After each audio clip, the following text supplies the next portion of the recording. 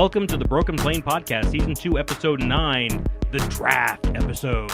Oh, yeah. With your host, JB. And me, TK. How's it going, JB? Man, I am doing swell. Do you have a good week off? I did. I had a really good time. I had a really good week off. The thing that was weird was it got to be around Thursday, and I really was missing putting something into the show feed. Yeah. So that was kind of weird, but it was nice to not have the stress of looking stuff up. I know. I enjoyed the relaxing part of not having to compile the notes. And then when you realized that you needed to put together a bunch of notes for college football players that you know nothing about, and the stress comes back. Yeah, I thought that the draft episode was going to be pretty easy because we were just going to go through teams that we'd already talked about. Yeah. But it turns out that wasn't as accurate as it could have been. Well, let's hit up Twitter Fan of the Week. Twitter Fan of the Week this week is the one and only Kevin Casey. Kevin Casey? At Kevin CA 67583243. You're making that up. That's his name. I don't know if he's a... Okay. I love that move, the power move of just smashing the 9 key when you are making your username. He's a Texans fan, so he's got a boring day one of the draft because they traded their pick away. Well, they got out from under Brock Osweiler. That's true. So that's kind of good. Would you rather had the pick? It's the 4th pick, right, that Cleveland has? Yeah. Or would you rather have not had Brock Osweiler for a year or two? You know what? I would have rather had the 4th pick. Right. But if you have the 4th pick, then you're still paying Brock Osweiler all the money. True. And obviously, Houston wasn't expecting to be this bad.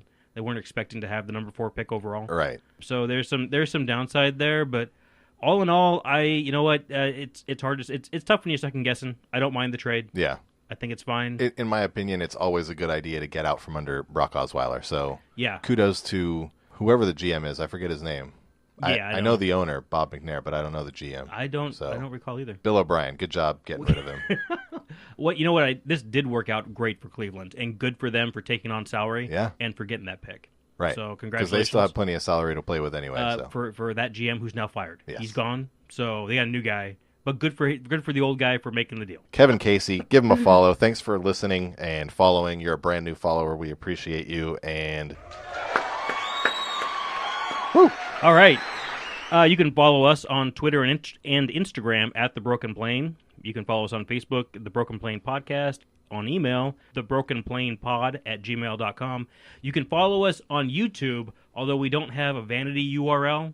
No. Because we don't have enough of what they call subscribers. We have, I think 3. So we don't have a vanity URL. But if you search The Broken Plane Podcast, you'll find the pod up there. If that's the way you like to listen, that's the way you get to listen. And that's fantastic. Yeah. So that's how you get a hold of us. Right. And while we're here, let's give a quick plug to the Great Big Broken Plane Fantasy Football League. That's right. I was just about to say that. I didn't know if you had that in your mind or not. The TGBBPFFL. You got it. Yes. It's coming up quick. We've got the real draft, so we're going to have the fantasy draft pretty soon. Not really that soon. Well, in 3 months or 2 so. 2 or 3 months, yeah. 4. I like to usually hold it really the weekend before the opening game. That makes the most sense. Because you get away from all injury concerns and surprise injuries in the last week of preseason and all that business. Yep. So that's when we'll be looking for that. We've still got 8 spots open. Let us know if you want to join. We're going to give away some prizes. Let us know if you want to, and we're going to accept the first 8 people that contact us via Twitter or email, and we'll let you know more as it comes. That sounds great. Any quick news you want to get into? I'm just excited the Ravens got Willie Snead.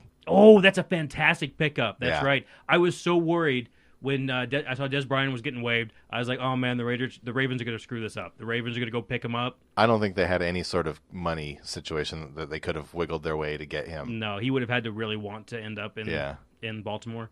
But Willie Snead is a fantastic I'm excited about this guy. He had a really down year last year. Had the injury problems and then just kind of got worked out of the system with, I think he had a PED suspension too. That sounds... And never got brought back in, couldn't get into the swing of things. But he had a pretty solid 2016 season and maybe even 2015 as well. So I think he could definitely contribute to a terrible Ravens passing offense. I think he's a great fit because you've got Crabtree. You don't have the deep threat that you might want. Not necessarily. Yet. John Brown is kind of a deep threat, but he's kind of short.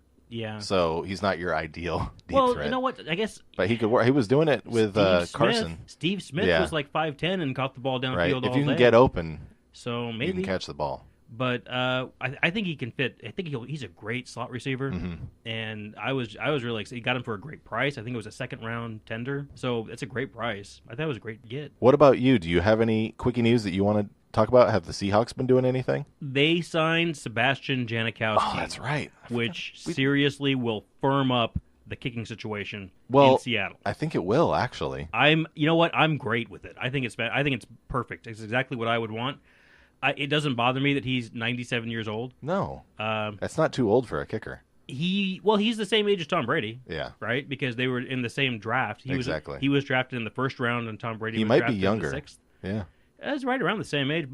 But after watching an entire season of the Blair Walsh Project, I am so happy that anybody is kicking besides Blair Walsh. I hate when kickers aren't consistent, and I hate to blame kickers for not being consistent. But if you can't do that job, the sooner you find out and move on to somebody else, the better off you're going to be. It was painful. Yeah. It cost them a game or two, and probably the playoffs. And if Seabass is healthy, he's been one of the best for the last 17, 18 years. Presumably he is, since he got a contract. And, I would and hope they don't so. have any other kickers on their roster at this point. Maybe they'll draft one. I hope not. One of my favorite stories about Sebastian Janikowski is that when he was at Florida State, he was diagnosed. He had a condition with his foot. It was cellulitis. He had cellulitis in his foot. Fat. Yeah. Or skin, even. For the longest time, me and my friends, my small circle, we would call him Fatfoot. Yeah. Yeah, Old Fatfoot. How'd Old Fatfoot do today? Which is not nearly as cool of a nickname as Polish Cannon. That's better. You don't always get the right nickname the first time out. No, Fatfoot. We tried that. It didn't stick. Moved on. If you were a bad kicker, you would have just kept saying he fat-footed that one. Totally Fatfoot. He totally fat-footed that one. You see how he did that? Thankfully, Polish Cannon's still going. He's great. What I like about Sebastian Janikowski too is he's not afraid to smoke a cigarette after the game.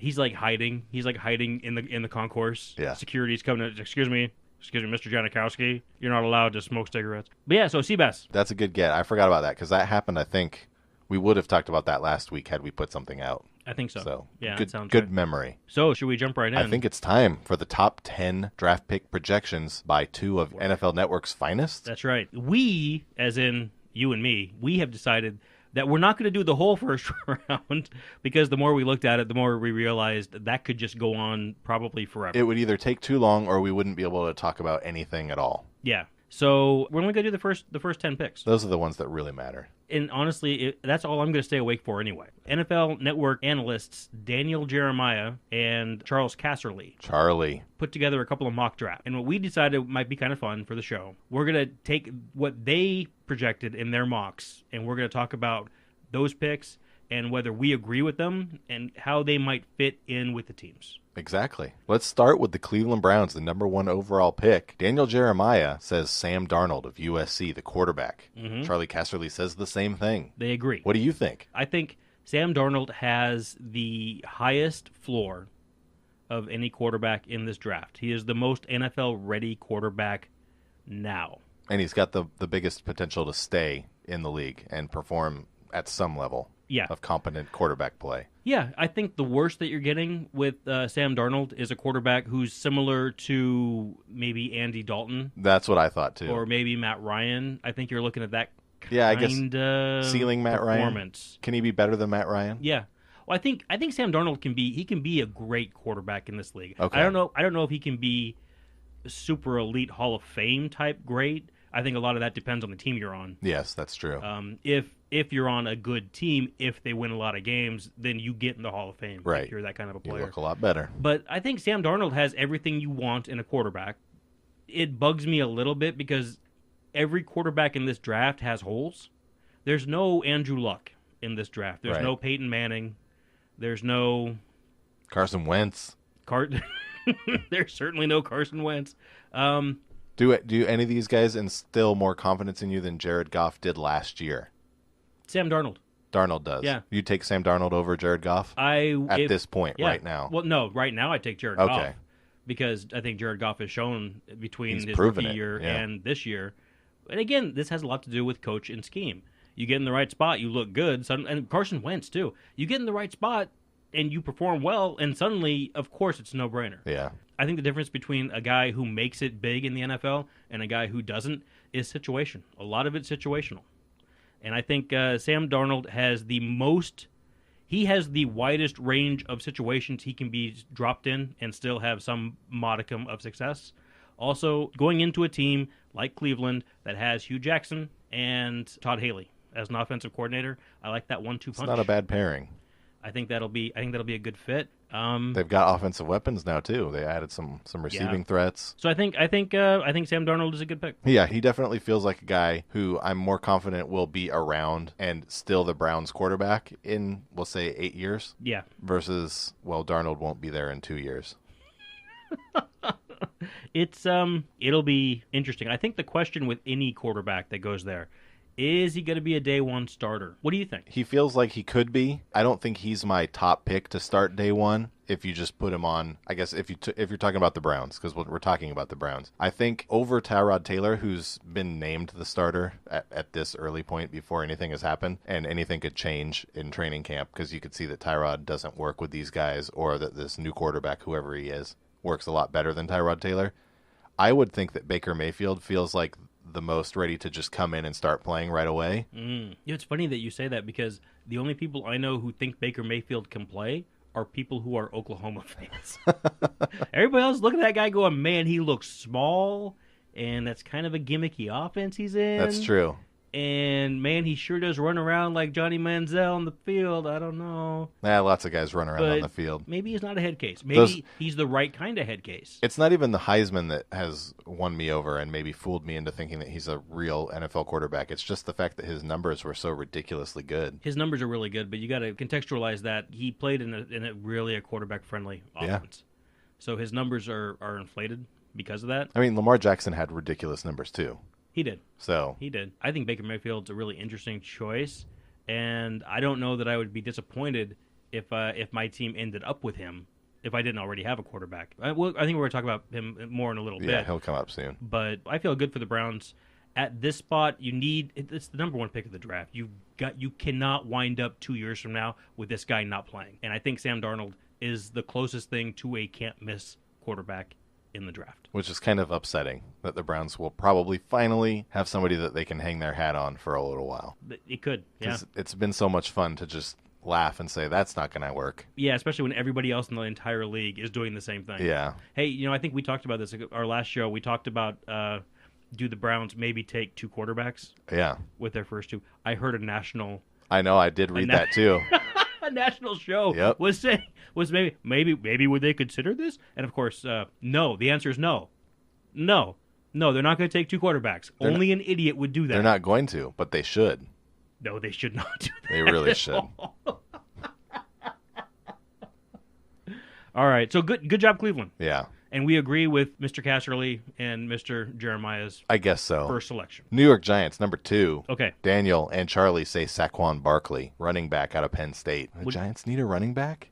Well, it's interesting because they just went out and signed Jonathan Stewart. Right. I know he's older. He's old. They also have a couple of other younger guys at running back position. So they're not in a dire need for one, but this guy is supposedly one of the best to come out in quite a while. He's definitely one of the best pass catching backs, maybe ever even. It's funny because the comps that I see, people are comparing him to Barry Sanders. Oh, which I used to watch more college football than I do now, and I watched Barry Sanders a little bit at Oklahoma State, and Saquon Barkley did not put up nearly the numbers that Barry Sanders did. Barry Sanders ran for 2,000 yards for 3 years in a row. Well, Barry Sanders was like a pure running back. From what I gathered from Saquon Barkley was that he required a very good offensive line play to get open, and he needs the big plays to make things happen. He just looked for a home run, and he required getting open in the open field to do this type of stuff. Well, I think getting the ball in the open field, once he's out there, he's electric to watch. I watched his highlight reel, and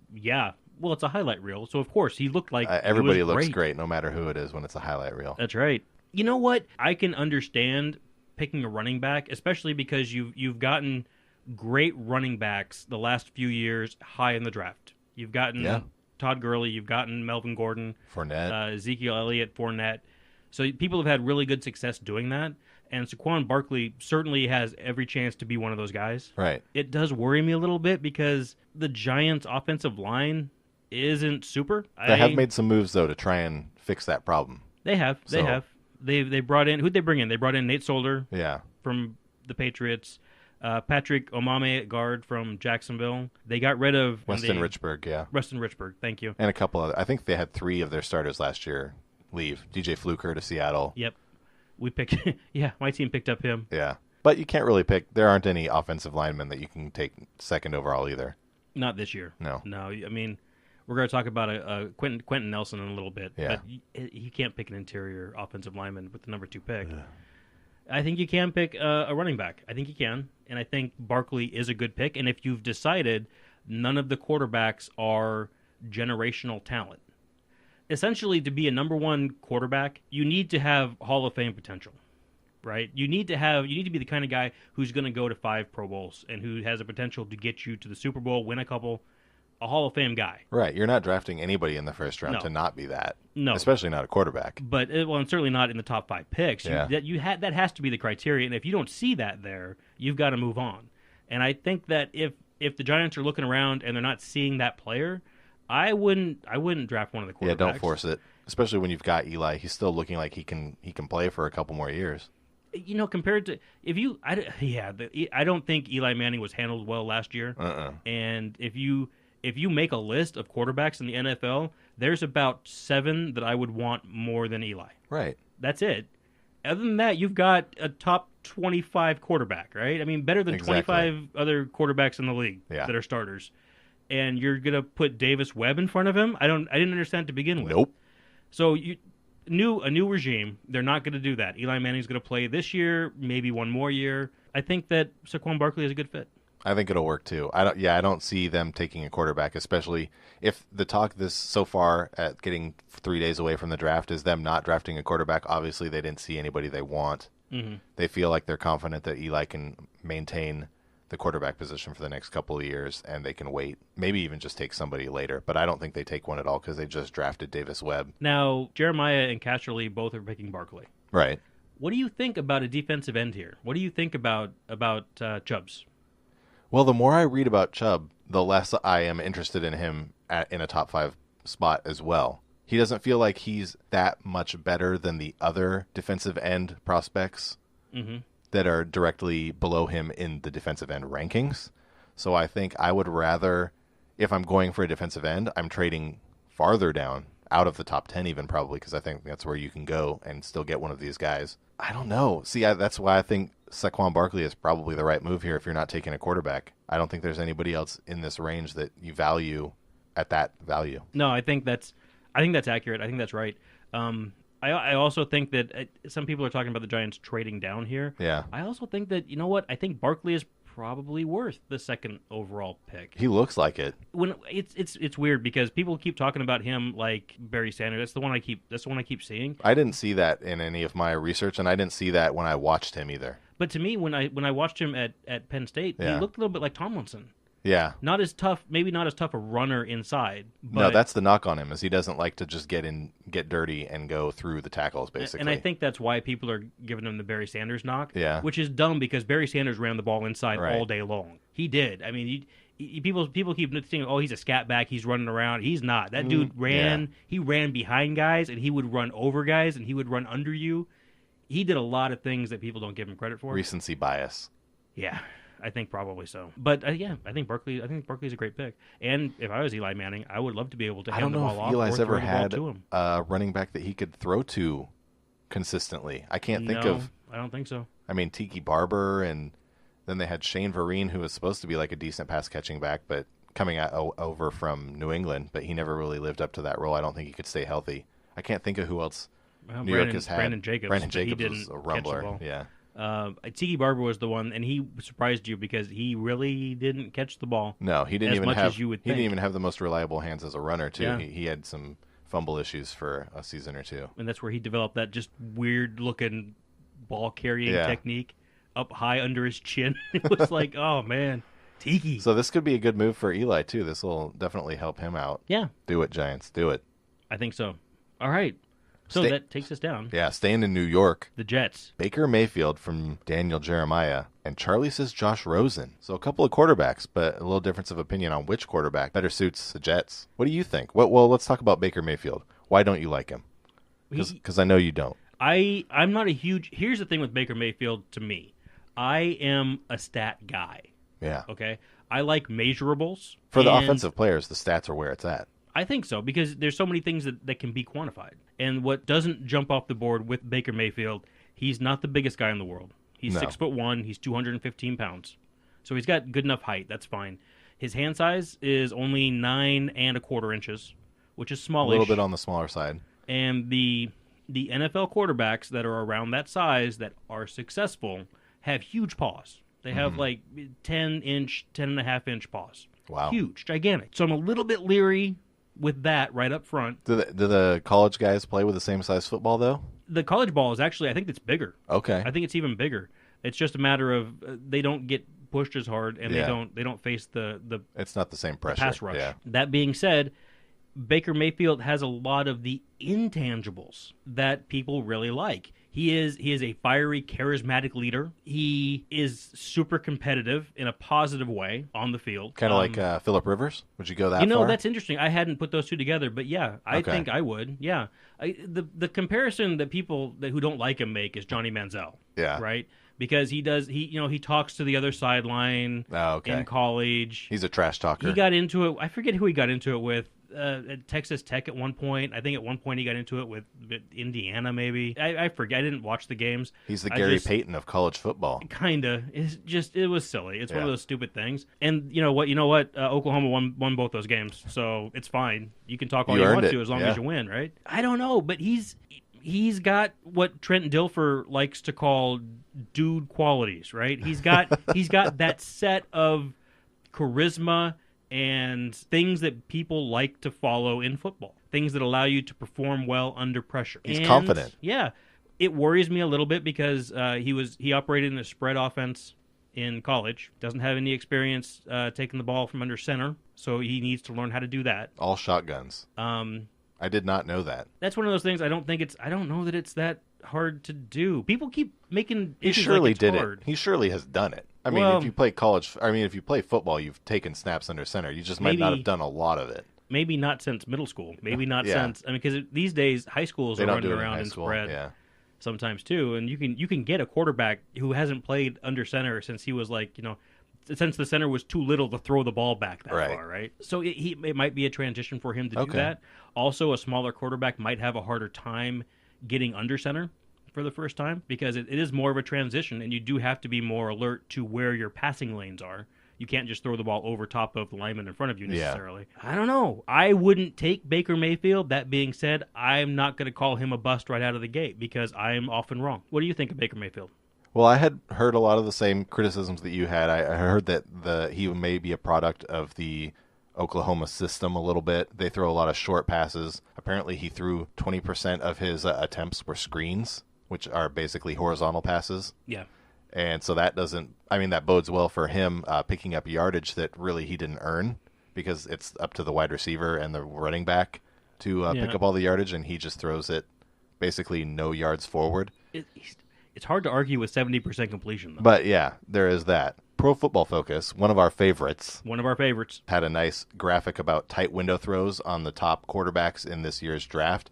And he was the top thrower for accuracy on those tight window passes. But he did throw the fewest of all these quarterbacks as well. So while he did get the most, he got about 53%. He probably didn't throw nearly as many as even second place Josh Rosen. I didn't realize he hadn't thrown. I didn't realize the number of throws that he made was so much fewer. That's interesting because I saw that same stat, and that's a stat that really impresses me because I am very much about quarterbacks who can throw into tight windows. That's what I want. I want my quarterback to be able to hit a spot. I am concerned less if my quarterback can throw the ball 50 yards downfield. Very much concerned about can he throw the ball 10 yards out. That's what I want. You can dink and dunk a team to death, basically. You don't need to throw the ball vertically all the time. Well, one of my favorite quarterbacks in the NFL was Chad Pennington. And that guy couldn't throw the ball more than 30 Another yards. Jet. I know, that guy was awesome. I really liked him. The other thing about Baker Mayfield is he's actually really good under pressure. He's got the ability to get the ball out quick, And the Jets were one of the worst teams in allowing their quarterback to get sacked last year. So if he does go to the Jets, at least he's got that up his sleeve a little bit. I don't know if that's something you really want to brag about. It might be useful, though. But yeah, with going to the Jets, who are still this close to being a terrible offensive line, couldn't be a bad thing. Do you think? Well, let's talk about Josh. Let's talk about Josh Rosen first. Charlie Casserly's pick. Charlie Casserly picks Josh Rosen out of UCLA. Yeah. The most telling thing to me about Josh Rosen is Jim Mora Jr., his coach, who was just fired in favor of Chip Kelly, went on air and said about his starting quarterback that he would take Sam Darnold with the first pick. Wow. Because Sam Darnold was a better fit in the NFL as more of a blue-collar type of player. Jeez. Yeah. Apparently, Josh Rosen is kind of a cerebral kid who likes to have things explained to him, and that was a knock. That was a knock that Jim Mora Jr. put on him. So Jim's lazy. So basically, we know how much these college coaches really want to explain stuff to kids. Yeah, I guess not. That's a great tidbit there. Yeah. Give me my millions of dollars, and then here's your plays. You run them. You just go. What do you just throw the ball? Would you please? 5 steps, plant, throw. What's wrong with you? Why can't you just do that? I was really disappointed with Jim Mora Jr. That's like kind of a not a fan. No. Glad he got fired. Kinda, right? That's like, first of all, I know you just got canned from the school. But why are you insulting your quarterback? Yeah, that's your guy. What are you doing? Man. I didn't get that. That's rough. That being said, Josh Rosen doesn't have superior arm strength, so he's not going to be gunning the ball downfield. His completion percentage was 62.6% last year, which I would want to see a completion percentage a little higher than that.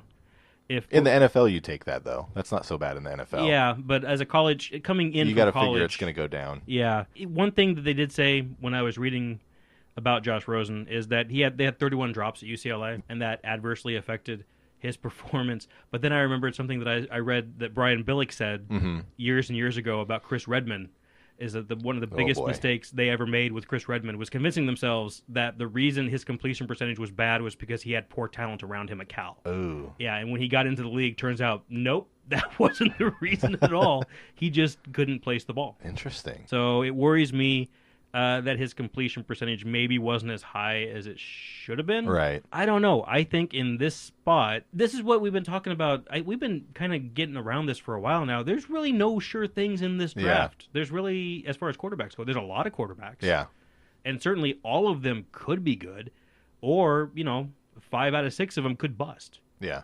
Well, for what I saw from Rosen was not so much that he was inaccurate, but that he will throw the ball anywhere. He's not shy. He will just throw the ball. If he thinks that he can fit the ball into a tight window, he will go for it. And a lot of it was he doesn't really I don't know if it's he doesn't respect the safety or the linebackers in pass coverage, or if he doesn't read them well, and so he thinks he's going to get somewhere, and then, all of a sudden, here's a linebacker ready to swat my ball down. But he was affected by that a little bit, and he had some costly turnovers and just didn't get some completions because of stuff like that. But that's something that could be coached, is a little more discretion in throwing the ball away versus trying to throw something somewhere where it shouldn't be going. Mm-hmm.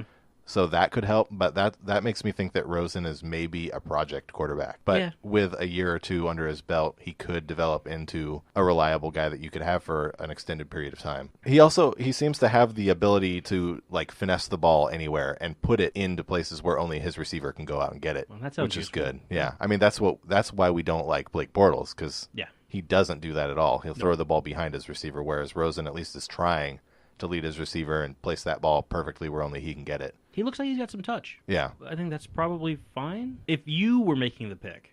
For the Jets. Who have Josh McCown and Teddy Bridgewater at this point. Yeah, who do you go with? If Teddy Bridgewater is healthy and able to play, or it's looking like he's on track to play, I think I'm going to go with Baker Mayfield. Okay. I think I like Baker a little bit more to sit for a year, because Teddy's only got a 1-year contract. Josh McCown's 40 years old. He's not going to be there forever. But those are two guys that you can sit behind and be confident in, and Baker can be basically the third option if things go really bad. And you don't have to worry about getting him ready for the NFL game quite yet, because he obviously played in a completely different college offense than he's going to be playing in basically any team in the NFL. So I like him a little bit more. I think he's got a higher ceiling, and I think you can start to build your team around him with that extra time that you've got to sit him on the bench and let him learn the game. I like it. I guess I think that Baker Mayfield is a better choice too, even though his numbers just scare the bejesus out of me. Josh Rosen just kind of freaks me out, which I don't understand because I think he checks a lot of the boxes that I would want. I think he's accurate enough with his throws. I think his pocket presence is fine. I think he might force balls too much, but he was in a position at UCLA where he had to do that to win games. Exactly. I think Rosen, I feel a little bit the same about him. I want him in the same situation where he doesn't have to come in and be a starter. I'd like to see him maybe go to Denver where he can play behind Keenum for a year or two and let him develop and try and learn how to not just try and throw every ball for a completion and learn that sometimes you have to just either check down and gain 1 yard and not throw the ball away or not throw the ball into the hands of the defense. Yeah. So. Yeah, or an incompletion is better than a sack. Right. The only thing about Baker Mayfield that would worry me a little bit, and this is complete, I have no reason to believe this, he does not strike me as the kind of guy who will sit on the bench well. He seems like kind of a head case. He's a bit of a jerk, right? And I think that if the Jets struggle and if he is not on the field, I think you might hear about it. He's going to throw a fit. Yeah, especially being in New York. You'll definitely hear about it. So that's the other thing. It is New York. Yeah. So, it's tough. I guess that maybe that's the good side. It is New York. They're not very good. There's going to be lots of opportunities to get in the game. True. So you're not going to have to wait. I mean, honestly, you're probably not going to have to wait through McCown or through Bridgewater to get on the field. There is a chance that Bridgewater is back to his old self and holds you off for a year or two. There is. I think that's ideal for the Jets. Yeah. When Teddy Bridgewater was right, I would take him as a starting quarterback. Exactly. He was really coming on in Minnesota a couple years ago. An interesting situation.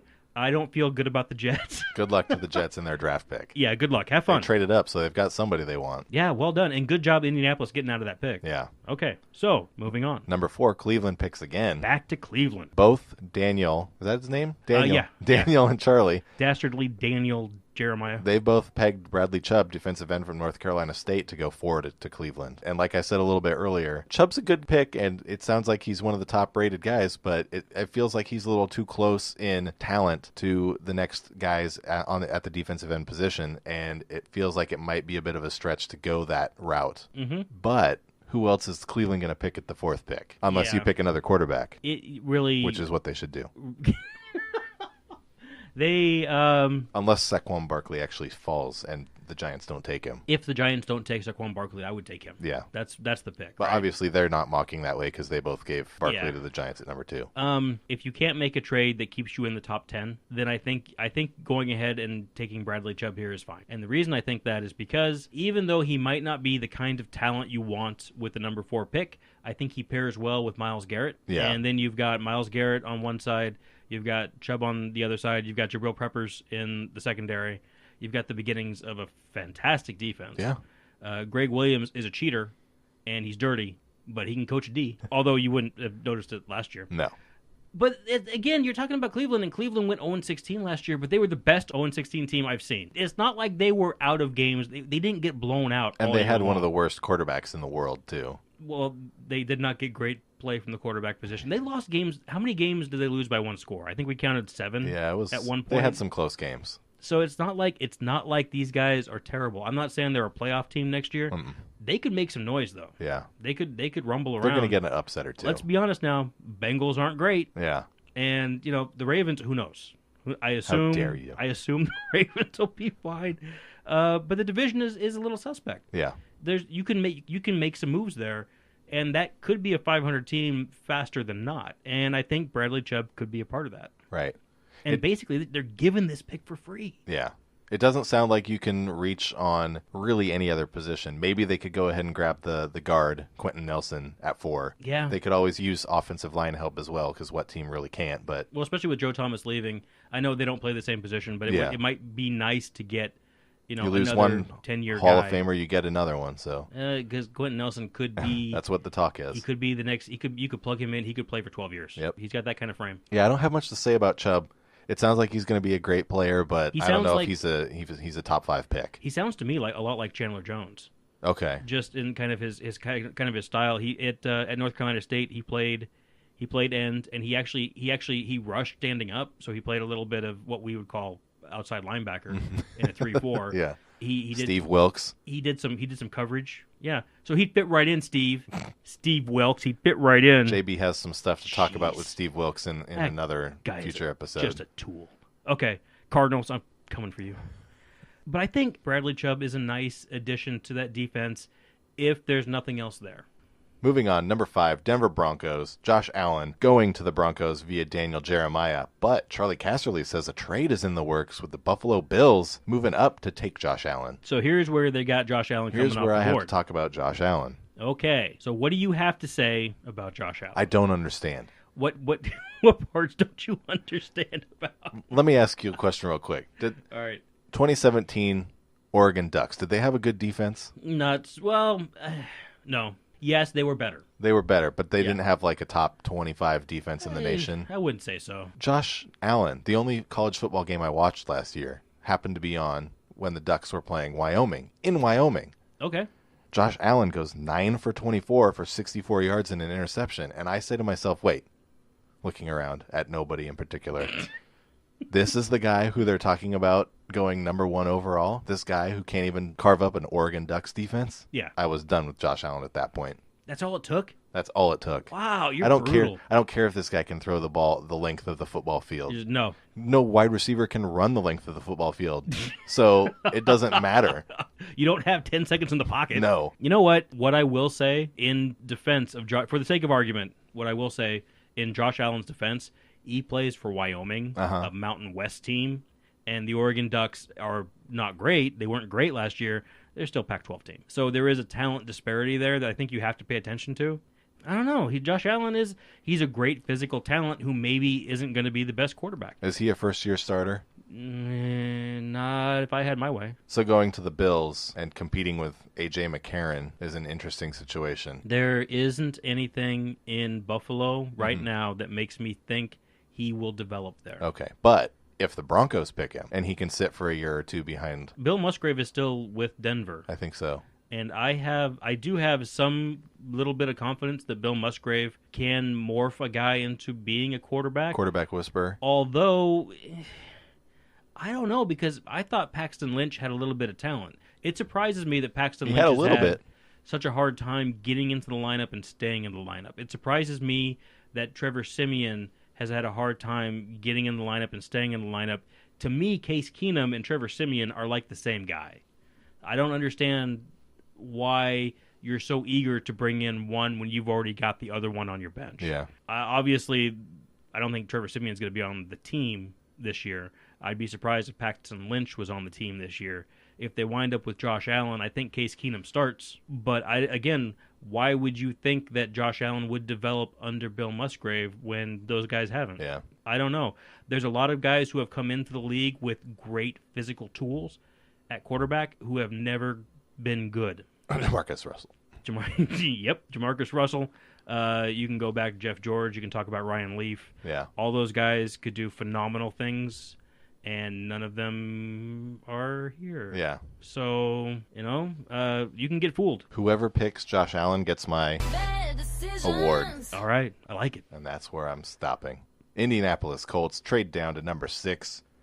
Daniel Jeremiah has them selecting Denzel Ward, cornerback out of Ohio State, the cornerback factory. Charlie Casserly has them taking Quentin Nelson, the guard out of Notre Dame. Who would you rather see the Colts pick? They have a terrible defense, and they have a terrible offensive line. Here's the thing. So they traded back. Because they don't want a quarterback. They trust that Andrew Luck is actually, even though he still hasn't thrown a football, they still think that he's going to be fine. Fine. Even if he's not, Jacoby Brissett needs somebody in front of him so he doesn't get knocked down. Yes. If it's me, I take Quentin Nelson because Quentin Nelson is a superior athlete. You were right, Jay. Physically, 6'5", 327 as a guard, you've got to be kidding me. Watching him on film at Notre Dame, he just killed kids. People didn't have a chance. No, they didn't even try against him when I was watching. They were just like, "Oh, it's you, Quentin." and I like Denzel Ward, and I think Denzel Ward's going to play in the league. But to me, he's a slot corner. Yeah. That's what he is. I think he's going to be one of the great ones. I think he probably can make a career at that position. Okay. His size, I think, is going to limit him because he's not a very big guy. But I think slot corner is one of the most underrated positions on the defense. People are playing so much in nickel and dime packages now instead of base defense that he can be in on 60% of the plays in the slot. He doesn't have to play on the edge. and I think he matches up really well. That being said, if it was me, I think the Colts cornerbacks are fine. That's not where they're having trouble defensively. They're having trouble defensively because they can't stop the run. Right. I don't know he's going to be able to help stop the run. So for me, I take the surefire. And the 6th pick in the draft is high for a guard, but if this is the next Larry Allen, I think you can take him now and feel good. That's where I'd go to. If you have any sort of belief that Andrew Luck is coming back, you need to protect him. You need to throw everything out there that you can, and this is the guy that's going to be there for the long haul and keep him safe. I don't see why you would not. I mean, you can find a defensive player later in the draft in the 2nd round if you want to. You've got more picks, I think, everywhere. Yeah. So they traded down, so they've got some extra picks. Well, and we were saying earlier that Chubb that it was high to pick him there because maybe his talent level didn't meet that 4th overall pick criteria. I feel kind of the same way with Ward here at 6. Yeah. I just don't know if his ability and I don't know if that meets up with the 6th pick. I think you can get Ward down. If you can if you really want to get Ward, maybe trade back to 9. I don't think they really want Ward. I can't see why they would. I don't think they're that worried about defense right now. Their pass defense, their secondary wasn't great, but it wasn't terrible. They were getting gashed up front. Yeah, fix that. Why in the world? I don't understand. Daniel Jeremiah's got Denzel Ward here, and this is one of the picks. There's not very many because I looked through his whole mock. Yeah, there wasn't very many picks where I was like, I think you're probably wrong. But that one, I don't understand it at all. Yeah, it didn't make sense to me either. I like the offensive line bolstering much more. Tampa Bay Buccaneers are next at 7th. Daniel has Quentin Nelson going to Tampa Bay. And here, you know what? This is why I think Daniel Jeremiah had Ward going to the Colts because he wanted Nelson to go to Tampa Bay. Yeah, but it's not going to happen that way. No. Nelson would be, for me, I would like to see Quentin Nelson go to Tampa Bay because they brought in J.R. Sweezy, and he didn't really pan out there. The back injury never healed up the way it was supposed to. Yeah, and I think that being able to plug in Quentin Nelson would solidify a lot of things. Yeah. But and this just blew me away when I was doing my research, and I saw a thing where Dirk Cutter in an off-season press conference was talking about, or an end-of-season press conference was talking about, you know what, a lot of people have bad-mouthed our offensive line, but I've seen a lot of bad offensive lines out there, and I want to say that our offensive line is in the top half of the league. I didn't think that Tampa Bay had that many offensive line issues. From what we paid attention to last year, I don't remember feeling like that was their issue. They had several different combinations. They had to move stuff around. They had injuries last year, but I didn't think that was really a pressing need for them in the top 10 picks that they needed to go there. Well, here's where they graded out. They graded out at 16th. Okay. 16th in run, 16th in pass. Yeah. They are de facto in the top half of the league. They were terrible on defense. So the question is, do you draft Quentin Nelson if you think your offensive line is good enough? Although watching Jameis Winston run for his life last year and watch Doug Martin not be able to run the ball, I don't know how you square that with my offensive line is good enough. True. But your defense is terrible. Charlie Casserly's got Minkah Fitzpatrick, safety from Alabama, going to the Bucs here. And Fitzpatrick, first-year starter, he was a starter at Alabama as a freshman. Walked right on, started. He could walk right on day one, be the best safety on the team. Yeah. That's a pretty good get. Is that more important than a guard? At this point for the Tampa Bay Buccaneers, I think it is. Oh, man. I think it is, too. I think that, if Nelson is there, I don't think Nelson gets there because I think the Colts take him if he even makes it to them. I could still see, there's been talk that Denver would take him at the 5th pick. Instead of a quarterback? Yeah. So if Nelson gets there, I think once you start getting to the Bucs and onward, I think Nelson has got to be picked. If somebody doesn't pick him by 10, you're all insane. I think the Buccaneers could really use some defensive secondary help. Didn't they have one of the worst secondaries in the league? Yeah. So yeah, they were horrible. They were I think they were 32nd. I think they were 32nd in passing. So Fitzpatrick can play anywhere. He was primarily a safety, but you can put him anywhere on the field. So you can have him on the field at all times, depending on what you want to do with your personnel. And he's got the talent to make plays. So I think I'd take him and go for an offensive lineman in another round. Yeah, I've got to agree with you. I love Quentin Nelson, but I don't see how Fitzpatrick is a guy who can do all those things, like you said. I don't see how you pass that up. If Nelson is there, I have a hard time choosing between the two, but I think I would rather see Tampa Bay improve their defense than fix an offensive line that isn't completely broken. That being said, do you really want to see Jameis Winston running around like he's looking for crab legs? Yes, I do. For a whole nother year. I'm Enough fine with the crab that. legs. Yeah. Just stop it. Poor kid. Jeez. All right, so we're both on the Minka Fitzpatrick bandwagon. Screw Right. you, Quentin Nelson. The Bears. The Bears. 8th pick. Daniel Jeremiah says Tremaine Edmonds, linebacker from Virginia Tech. Charlie says Denzel Ward, the cornerback. I don't understand Charlie's selection here. No. They just re-signed Kyle Fuller, and they have Prince Amukamara, who I don't know if they just re-signed him, but they've got them both. They've got 2 starting cornerbacks. Yeah. Denzel's a slot cornerback, like you were talking about, so they could have him there. But isn't it? But they've already got they've got the pieces there. They need some help at the linebacker position. I think it's so weird for me because I just got through saying that nickel corner is a super important position. I really believe that. I think you can play 60% of your defensive snaps in nickel. So that slot cover guy is really super important.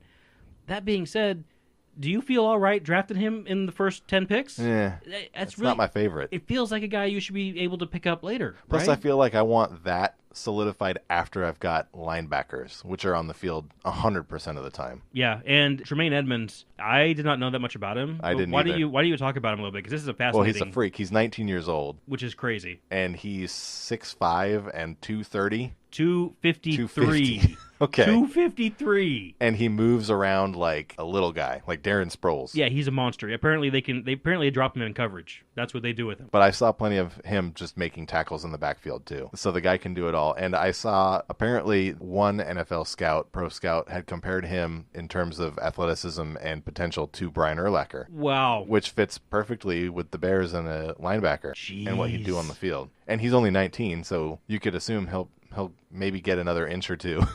That's the crazy thing because he is so young. He'll definitely get a little more bulky. He could. Well, I mean, look at Shaquille O'Neal. Shaquille O'Neal came into the NBA when he was 19, and by the time he was 21, he was 7'1", filled out. And he was I think he was 6'11", 280 when he came in the league. Yeah, he was not a big guy. I mean, he was a big guy, but he didn't look like a big guy. No, but by the time he was 21, 22, and now he's 7'1", 7'2", 320. Yeah, he wasn't in the gym working out. He just put that on. So, yeah, it's and Tremaine Edmonds could certainly do that. 6'5", 253. I don't know that I want to see him much heavier if he's going to play in the middle.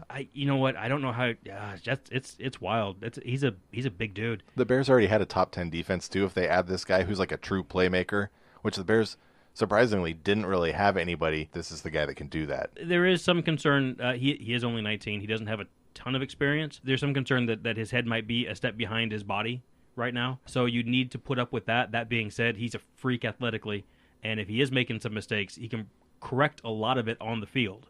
So, maybe he makes a mistake, but he's got the speed to catch up. Maybe he doesn't read the play right initially. He's got the strength to get through the block. There's things that he can do that other people can't.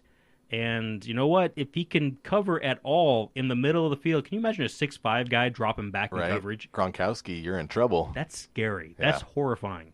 This is the type of guy that could actually cover Gronkowski. Actually, maybe, yeah. So there is the only thing I could see with the Bears is that they've already got Trevathan. Danny Trevathan, yeah. Trevathan, thank you. But he hasn't been healthy. He hasn't played a full season since 2013. Right. So, and he's 28. I mean, you might be looking at him walking away after a year or two. Yeah.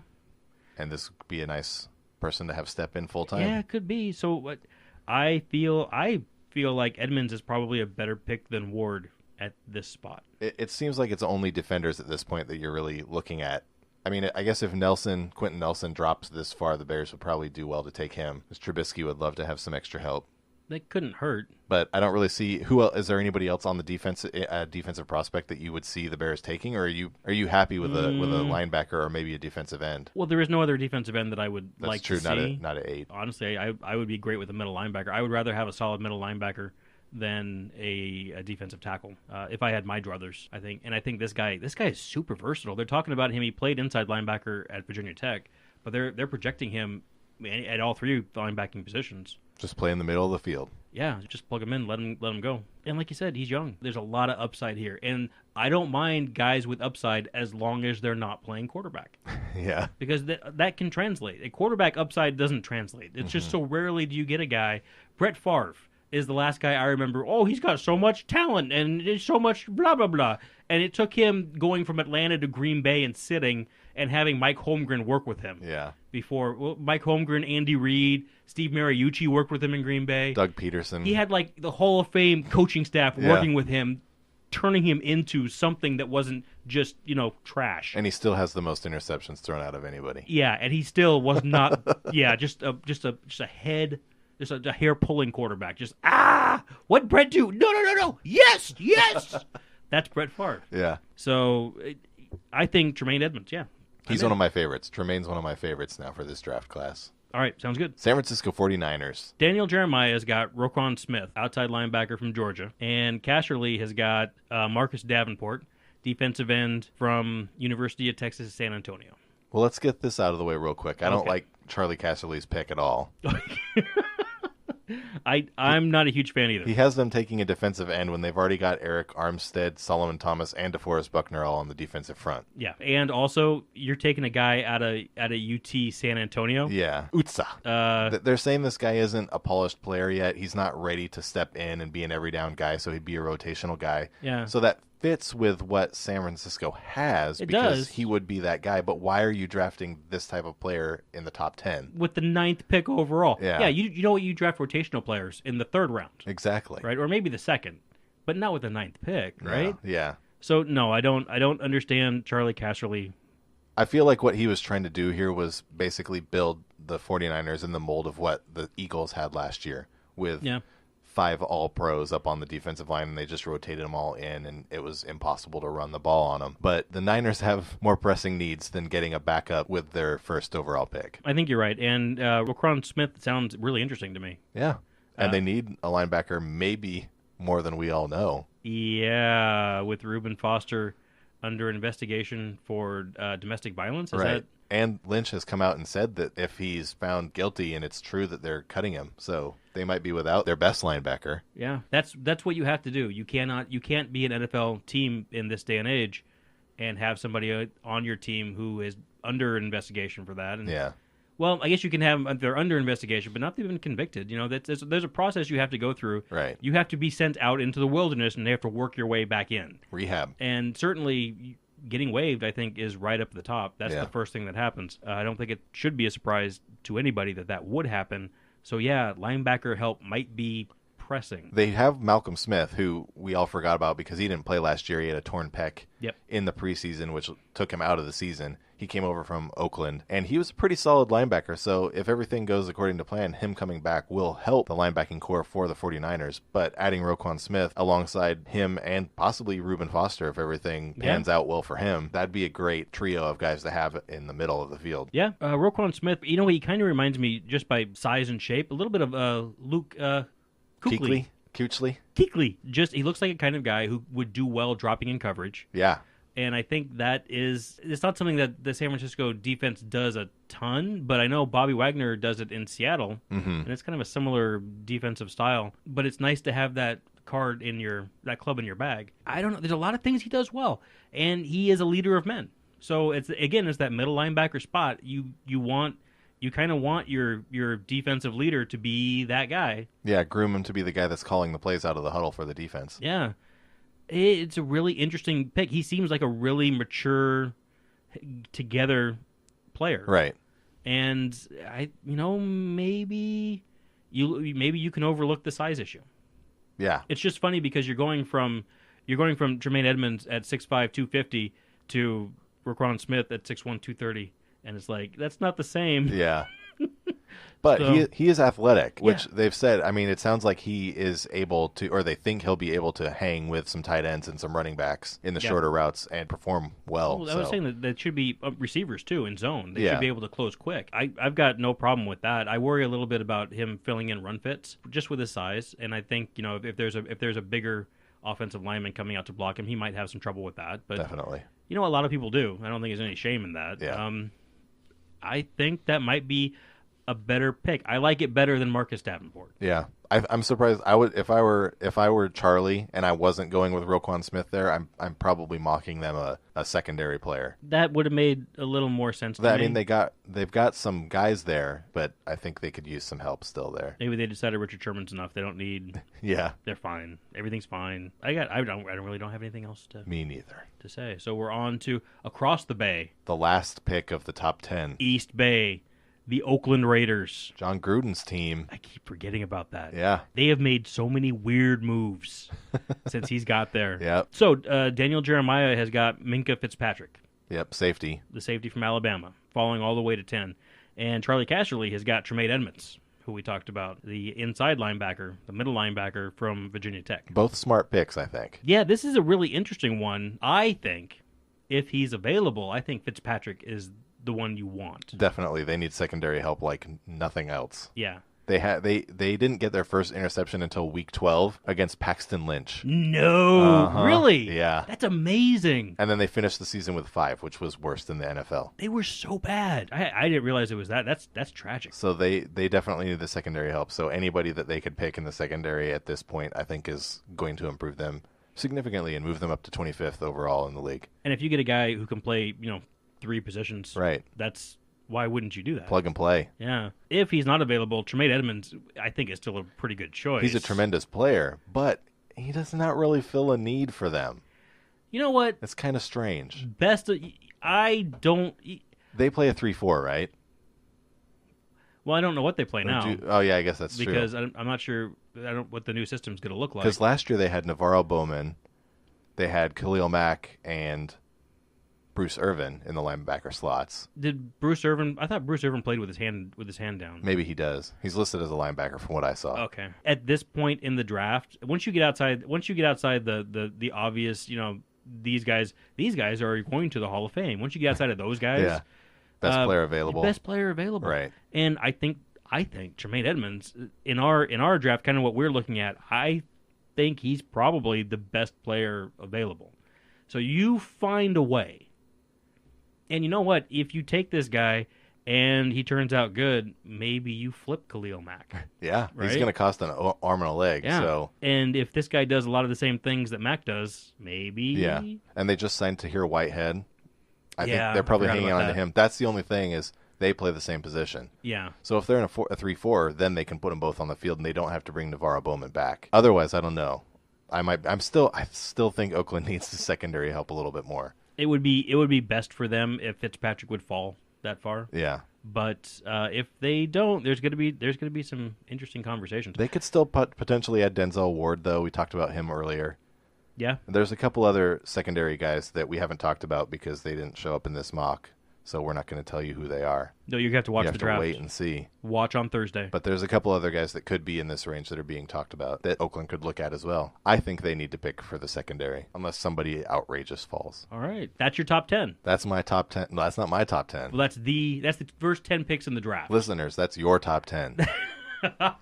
That's the top 10 picks according to Daniel Jeremiah and Charlie Casserly, NFL Network analysts, and what we think about the job they did. Yeah, we are commenting on the commenters. I think Daniel Jeremiah did a pretty good job. There was one pick that I didn't really like of his. Was the Colts taking Ward, I think? Yeah, that's right, because I think they should have taken Nelson. I like that he smartly pawned Josh Allen off on Denver, who doesn't need a starting quarterback. That was smart. But Charlie Casserly started out strong, but he faded down the stretch. Started making picks that I didn't feel like filled position of need for the teams. You know what I thought was interesting was that Jeremiah doesn't have Josh Rosen getting drafted in the top 10. Yeah. Did you notice that? Because Casserly has him going with third pick to the Jets, and Jeremiah says he falls. Jeremiah has Rosen going 12th to the Bills naturally. And that could make sense. So that could make sense. There you go. Did you want to do trivia? Here we go. Okay. In honor of Tony Romo being one of the best NFL color commentators in recent history. Indeed. How did the Cowboys acquire their longtime quarterback Tony Romo? A draft pick. B, a free agent. C, signed from the Arena Football League. D, a trade. Or E, picked up off waivers.